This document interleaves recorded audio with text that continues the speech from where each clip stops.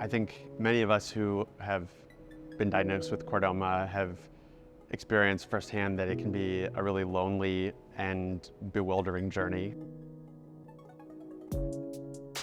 It was frankly frightening and kind of sent me into a mode of trying to understand, like, what was this thing that I had just been diagnosed with.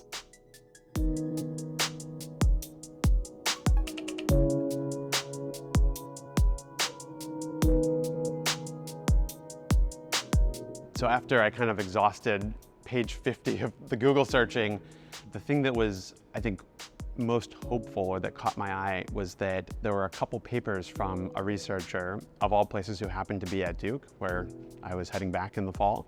And that kind of opened the door to a lot of learning about the disease and ultimately joining his lab to try to do something to advance research myself.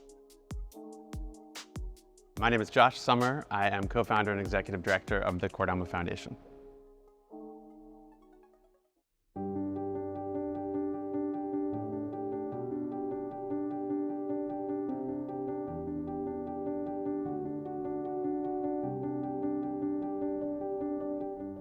There's really two parts of what we do at the foundation. First, it's working to develop better treatments and ultimately find a cure, but at the same time, working to improve the lives of those of us who are affected by the disease. Traditionally, research has been done primarily within academic institutions and within companies, and there's extraordinary progress that gets made in those settings. However, at the end of the day, academics have to be worried about publishing and advancing their careers, and companies have to be worried about making money.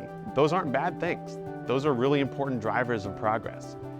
But they're also really important things that need to be done that aren't rewarded in those settings.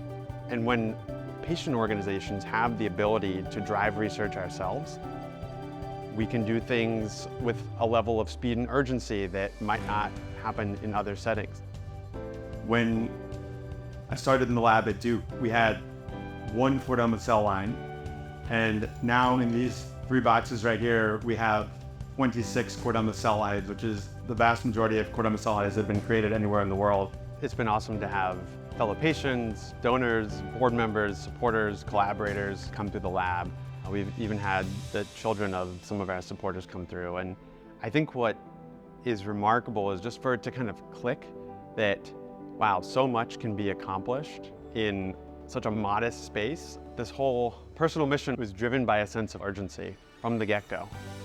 I knew that there was kind of a 50-50 chance that the tumor would come back, and it's always felt like a race against time. As the foundation has evolved and as our mission has advanced and as we've connected with more people, the motivation has become much bigger than that. We've created a research ecosystem now that is conducive to rapid progress.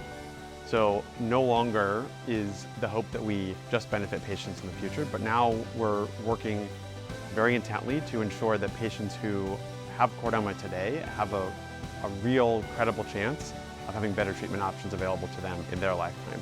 It's hard to put into words what that feels like.